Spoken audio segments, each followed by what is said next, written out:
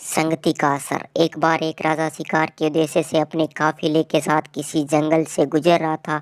दूर दूर तक शिकार नजर नहीं आ रहा था। वे धीरे धीरे घंघोर जंगल में प्रवेश करते गए।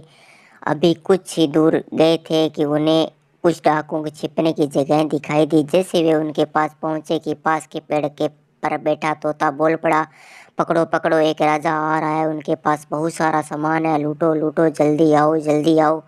तोते की आवाज़ सुनकर सभी डाकू राजा की ओर दौड़ पड़े। डाकुओं को अपनी ओर आते देखकर राजा और उनके सैनिक दौड़कर भाग खड़े हुए। भागते भागते कोसों दूर निकल के सामने एक बड़ा सा पेड़ दिखाई दिया। कुछ देर सुस्ताने के लिए उस पेड़ के पास चले गए।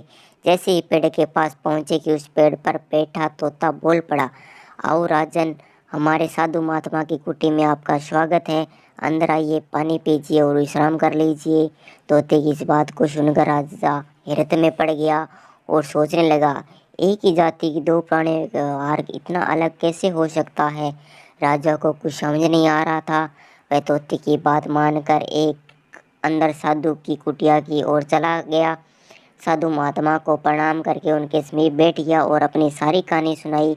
और फिर धीरे से पूछा, ऋषिवर, इन दोनों तोतों के व्यवहार में आखिर इतना अंतर क्यों है।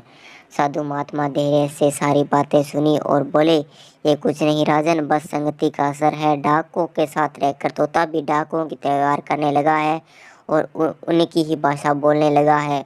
अर्थात जो जिस वातावरण में रहता है वह वैसा ही बन जाता है। कहने का तात्पर्य यह है कि मूर्ख भी विद्वान के साथ रहकर विद्वान बन जाता है, और अगर विद्वान भी मूर्खों के संगत में रहता है तो उनके अंदर भी मूर्खता आ जाती है। धन्यवाद।